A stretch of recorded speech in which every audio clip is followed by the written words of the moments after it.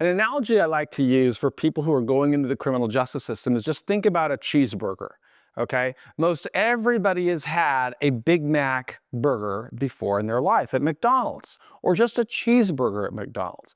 But I don't think everybody would say that their cheeseburger at McDonald's is the best hamburger they've ever had in the world. But I think they would all say that the McDonald's cheeseburgers are the best selling burgers anywhere in the world. When you're going into the criminal justice system, you have to think of that analogy of saying, how am I going to be the most worthy candidate for the highest level of liberty at the soonest possible time? And there's a lot of ways you could try and make that argument. Unfortunately, many people like to focus on their past life. Okay, they want to focus on their life before they came into the system, and then perhaps they've done a lot of very good works before they came into prison. And the reality, unfortunately, is your opposition, the stakeholders, will say, well, the judge took all of that into consideration at sentencing. If you want to build a better path for your life, you've got to think about, what can I build while I am going through this journey to make myself a better candidate for the highest level of liberty at the soonest possible time and the best possible life once I get out. My name is Michael Santos, and I'm the founder of Prison Professors. We're a nonprofit that produces a body of work with hopes of helping people advance towards the best possible outcome. And the beauty of it is that it's all free. So I always make 3 promises. 1, I'm never going to lie to you. 2, I'm never going to ask you to do anything I didn't do. And 3, I'm never going to charge you a penny. Everything on prisonprofessors.org you can download, it's free. You can watch our videos on YouTube, because the real ministry for me is to try and change the law so that we will eventually have a system that allows people to work toward earning freedom through merit, through their efforts to become better. And it's very important that we start thinking about that. And in order to think about that, you've got to be the best candidate, just like McDonald's thought about, how do I build the best selling hamburger? They didn't necessarily think about being the best hamburger. They wanted the best selling hamburger. And that's what you want. You want the result of getting out at the soonest possible time so that you can resume your life as a productive citizen, achieving all of the best things in the world that you want. You want to make your family proud. You want to earn a high income. You want to become financially sustainable so that you are part of the fabric of America, and or wherever you're going to live. But the system itself, you have to understand, what is the system going to do? Well, the system is like any other bureaucracy. I mean, Max Weber, a famous political or social economist and philosopher, wrote about bureaucracies that they really exist to preserve themselves. They love their policies and their positions and their little boxes and processes, right? But you're an American, and your focus has to be the result. What is the best possible outcome? And you've got to be the CEO of your life. That means you've got to identify a plan, put priorities in place, build your tools, tactics, and resources, and execute that plan every single day. You've got to adjust when you face new obstacles, and you've got to know how to measure the results. Are you on path? Well, sadly, people going into the system, they kind of forget about those personal leadership characteristics. Instead, they defer and outsource, decisions, sometimes voluntarily, sometimes involuntarily, right? Involuntarily, they've got to outsource to what a probation officer is going to say in a PSR report, or a prosecutor is going to say at sentencing, or what a judge is going to decide, or what the BOP is going to say.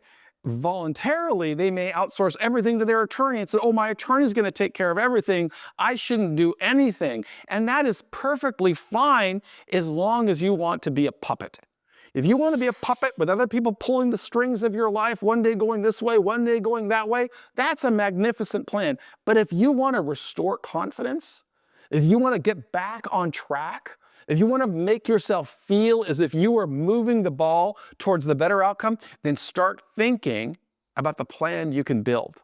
Start thinking about the way you can overcome many of the obstacles that you are definitely going to face while you're in prison. Now, YouTube is filled with guidance about living in prison. Unfortunately, it's all guidance on how to fail in prison.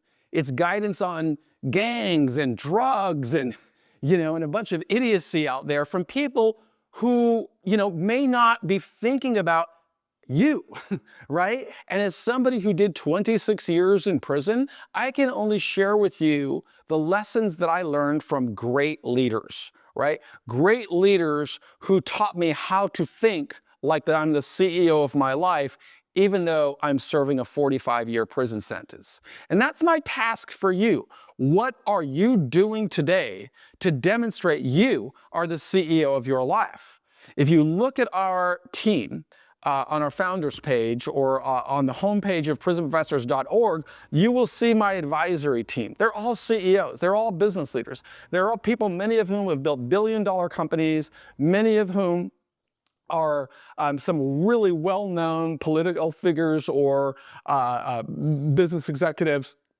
But all of them had a role in assisting me in building this nonprofit because we recognized we shouldn't depend on the government to change anybody's life. What did Ronald Reagan say? He said 9 words, I'm going to see if I can remember. He said, 9 words that no American wants to hear is that I'm with the government and I'm here to help. Right? You've got to learn how to help yourself. You've got to anticipate that when you go into prison, you're going to face a mountain of obstacles that are very different from anything you've faced in the world, because you're going to have limitations on what you can learn, what assets you can access, how you can build assets. You're going to find that the people will punish you for trying to be successful, and they will block you from developing relationships with people who can help you. They will stop you from visiting your family. They will stop you and limit you from talking to your children. I mean, it is a colossal, right? And it is an environment of colossal failure. And in an environment of colossal failure, you have people who have a vested interest in keeping that failure going, because it feeds the ecosystem of incarceration where billions of dollars flow into it to keep it going. And you have to be the guy that's strong enough, or the woman who is strong enough, that says, you're not going to get me, because I know how to navigate my way through the labyrinth of a criminal justice system. That doesn't happen by accident. You've got to build a plan. You've got to put priorities in place. You've got to develop tools, tactics, and resources. You have got to build an accountability tool so that you can measure your progress. And when things change, you've got to know how to pivot or adjust or take the next step. And you got to execute that plan every single day. That's the strategy that we try to teach at prisonprofessors.org, all of our lessons. So anticipate when you go in there that you may not have the books that you want. You may not have access to the university or a college program or to teachers. You may be on lockdown. There may be, any number of things, because the prison system is the prison system. And it's focused on a union that provides jobs and making sure that people are working. And if there's going to be resources cut back, those resources are going to be cut back from learning opportunities. So our nonprofit tries to provide you learning opportunities and resources, and you could find them on our books page at prisonprofessors.org, where there are a number of books available on Amazon that we send in to you so that you can start prompting your way, or we could prompt you so that while you're in there, you're always building an asset that you could use in your own self-advocacy. We've published Prison Professor's Talent, where we could publish your profile and show all the reasons why you're a worthy candidate for clemency, or for better sentences, or for higher levels of liberty, or for, I'm trying to advocate to bring federal work release programs or furloughs, or just higher levels of liberty for more people. But I can't succeed without you.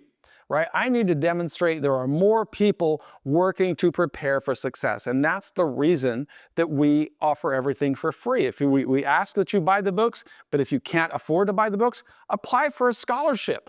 And my job is to go out and collaborate with other businesses that will at least match the money I put in to fund this organization. I don't need to get paid. I've become successful since getting out of prison, and this is like a ministry for me.